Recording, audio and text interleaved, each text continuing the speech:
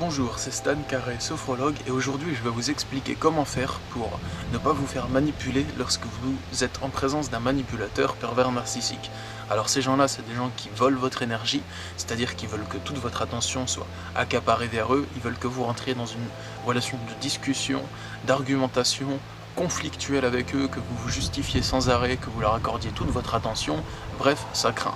Et on n'a pas envie de se sentir vidé à chaque fois qu'on a côtoyé une personne comme ça. Alors comment faire pour arriver à rester soi-même, à rester sur ses positions et à pas finir la discussion à chaque fois en étant énervé, angoissé et en cogitant à ce qu'on aurait dû lui dire? Eh bien, il y a 3 techniques qui marchent lorsque vous êtes en présence de cette personne. Mais avant ça, essayez de prendre conscience que vous êtes en présence d'un manipulateur. Ça vient pas tout de suite, ça vient pas dès la première phrase échangée, mais au bout de quelques échanges, au bout de quelques fois que vous rentrez à chaque fois en conflit avec lui, que vous voyez que cette personne essaie chaque fois de vous embrouiller sur de nouveaux sujets, vous allez finir par vous rendre compte que ce qu'elle veut, c'est pas avoir raison, c'est pas être bien, c'est pas s'entendre avec vous, c'est simplement chercher l'embrouille.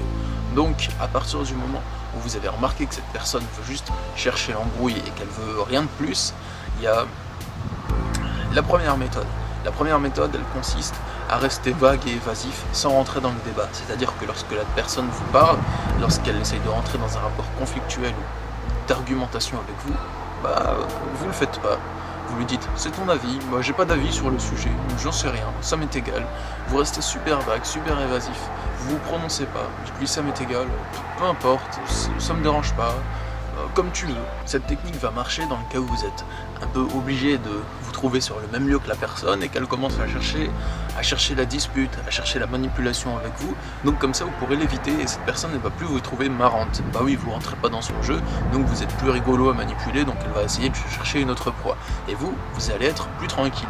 Peut-être que ça nécessite que vous le fassiez plusieurs fois de suite jusqu'à ce que le manipulateur se décourage et vous trouve moins intéressant et moins marrant pour lui. Vous serez plus une proie de taille, une proie satisfaisante.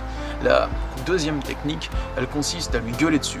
Ça marche surtout, enfin ça c'est obligatoire, surtout si vous partagez le même lieu de vie que cette personne et que vous ne pouvez pas en changer. C'est-à-dire si cette personne c'est un membre de votre famille qui habite sous le même toit que vous et que pour l'instant vous ne pouvez pas partir, si vous êtes mineur et que vous êtes encore avec un membre de votre famille qui a un tempérament pervers narcissique, ou encore si vous travaillez avec une personne qui vous fait la misère, qui est tout le temps mauvaise avec vous, qui vous fait tout le temps stresser et sans raison apparente. Si vous êtes tout le temps en train de vous demander pourquoi, c'est que la raison n'est pas apparente. Voilà. Donc, gueulez-lui dessus. Ça ne veut pas dire vous mettre hors de vous, vous mettre en colère, vous énerver, mais ces personnes, elles fonctionnent un peu comme des chiens. C'est pas méchant ce que je dis, c'est simplement un fait. Il faut les éduquer comme des chiens. Ils cherchent la confrontation et ils cherchent quelqu'un de plus balèze qu'eux.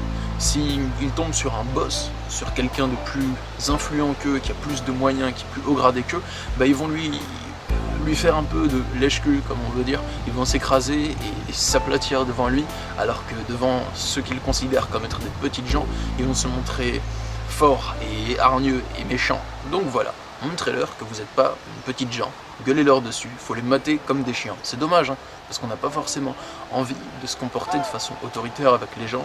Il n'y a pas tout le monde qui aime se comporter de façon autoritaire, moi j'aime pas du tout. Mais des fois il faut poser ses limites avec ces gens-là, et dites-leur, je supporte pas ce que tu fais, je le tolère pas, et s'ils continuent, non, non, comme des chiens un peu. Voilà, laissez rien passer, si vous laissez passer une chose, il va vouloir en faire plus à chaque fois. Et s'il y a un chien mal éduqué qui vous aboie dessus, vous allez faire quoi? Vous allez essayer d'aboyer plus fort que lui? Non, vous allez lui dire stop, pchit, pchit, ou le punir, ou un truc comme ça. Eux ils fonctionnent comme ça. Voilà, ça c'est une solution si vous êtes obligé de les côtoyer. Et la troisième solution, eh bien, elle consiste sur le moment même à se recentrer. C'est un outil pour se recentrer. C'est-à-dire que dès lors que vous voyez que le manipulateur est en train d'essayer de vous mettre hors de vous, de vous faire pleurer, de jouer sur vos sentiments et de vous faire peur, ou d'essayer de vous déstabiliser mentalement et de vous mettre en colère ou de vous perdre mentalement, juste quand vous vous sentez perdu, regardez la situation présente. C'est la technique de l'hyper-réalité que j'ai moi-même mise au point. Et oui, c'est une technique de sophrologie. Essayez de regarder la situation telle qu'elle est dans le moment présent. C'est-à-dire même pas forcément à l'aide des mots. Je vais vous donner un exemple. Actuellement, l'hyper-réalité, ce que vous pouvez faire, c'est que vous êtes assis, peut-être, ou debout, devant un écran et que vous voyez cet écran avec des pixels bouger. Cet écran avec ces pixels qui bougent et ces différentes ondes sonores, c'est ma vidéo.